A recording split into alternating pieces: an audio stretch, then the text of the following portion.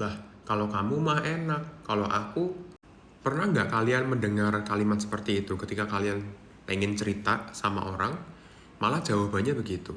Entah sama teman, sama pasangan, sama keluarga.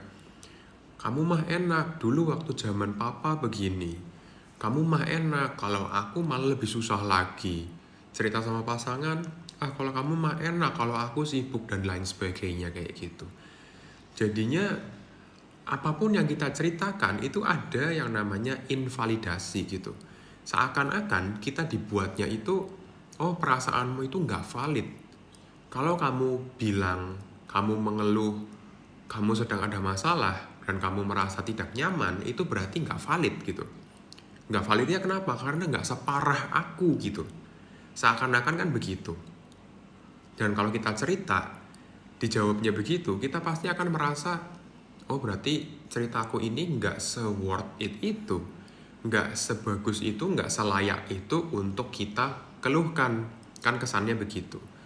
Padahal dari sisinya kita, secara internal, kita juga susah. Kita juga punya keluhan, kita juga pengen berkeluh kesah, pengen dikasih solusi, bukan dibandingkan. Jadinya ada invalidasi perasaan di situ yang akhirnya membuat kita itu antara kita merasa nggak berguna, nggak merasa bermanfaat gitu ya. Terus juga kita merasa perasaan kita jadi nggak valid. Kita berarti nggak boleh ngeluh, nggak boleh marah, nggak boleh sedih, nggak boleh apapun gitu ya. Karena dianggapnya kan belum separah dia gitu. Belum separah orang yang kamu ceritakan. Dan ini malah nanti membuatnya itu, aku berarti memendam aja gitu mendingan. Daripada aku ceritain, mendingan aku simpen aja daripada dibanding-bandingin. Udah gitu kalau dibanding-bandingin, dampaknya adalah aku merasanya yang berarti perasaanku nggak valid. Ketika perasaanku nggak valid, akhirnya aku memilih untuk menarik diri saja.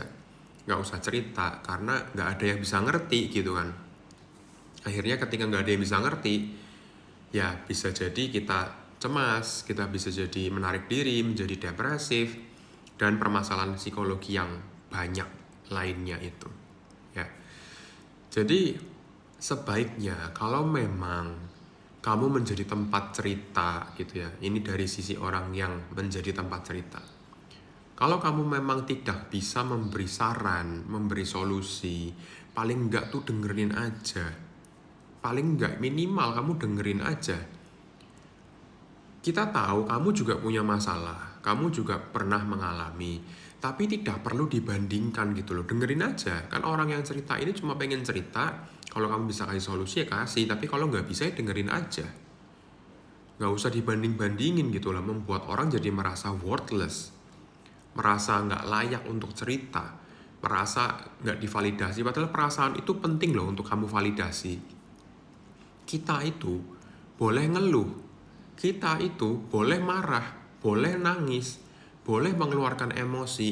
Kalau kita keluarin emosi, itu bukan berarti kita nggak bersyukur gitu loh. Karena ada orang-orang yang diceritain gitu ya, aku tuh capek punya posisi yang tinggi seperti ini. Misalkan cerita begitu ya, karena kerjaannya banyak ini dan itu. Kan ngeluh boleh ya. Kerjaan banyak kan ngeluh boleh ya. Tapi jawaban orang-orang yang mungkin membuat orang ini merasa tidak divalidasi adalah, ya kamu nggak bersyukur sih, aku kan posisinya lebih rendah dari kamu, malah aku pengen kayak kamu, kayak gitu. Kan jadi invalid gitu loh. Bukan berarti kita itu mengeluh artinya nggak bersyukur, bukan. Kan mengeluh boleh dong gitu loh. Ya, jadi ya jangan dibilang nggak bersyukur. Terus kalau orang jujur gitu ya, memang perasaannya secara misalkan di pekerjaan atau sama pasangan atau gimana itu sedang marah misalkan, sedang benci, sedang nggak suka, sedang apa, kan jujur tuh, sedang mengeluarkan unek-uneknya. Ya jangan dibuat invalid gitu loh perasaannya. Oh kamu sih nggak bersyukur, kamu kan masih ada pasangan, kamu nggak bersyukur sih masih punya orang tua, kan kayak gitu. Berantem sama orang tua, jujur aku lagi nggak suka nih sama orang tuaku, malah diomongnya kayak gitu. Diomongnya kamu nggak bersyukur masih ada orang tuamu, nanti kalau orang tuamu nggak ada kamu begini. Kan bukan itu gitu loh. Ya jadi ini ya saran bagi kalian yang menjadi seorang yang sering dicurhatin gitu ya, cukup dengerin aja. Kalau kamu bisa kasih solusi kasih tanpa harus membandingkan, tanpa adu nasib. Kalau kamu dari posisi orang yang sering curhat, lihat-lihat orang yang kamu curhatin. Kalau dia toksik, kalau dia sukanya bandingin, sukanya fokus ke dirinya sendiri terus, mendingan jangan cerita ke dia. Cerita ke orang-orang yang memang mau dengerin aja, yang memang sahabatmu gitu loh. Kemudian mungkin kalau kamu nggak punya support system yang sebagus itu, kamu bisa ke psikolog, kamu bisa ke konselor, supaya bisa kamu ceritakan dan memvalidasi perasaan-perasaan yang kamu punya gitu loh. Sehingga no judgment, tidak akan ada banding-bandingin, nggak ada adu nasib di sana. Kalau ada sampai psikolog yang adu nasib, itu mendingan dicopot aja tuh SIP-nya, surat izin prakteknya. Nggak pantas kayak gitu. Tapi banyak deh kayaknya dari pengalaman-pengalaman orang yang pernah konseling gitu ya sama orang-orang di luar sana.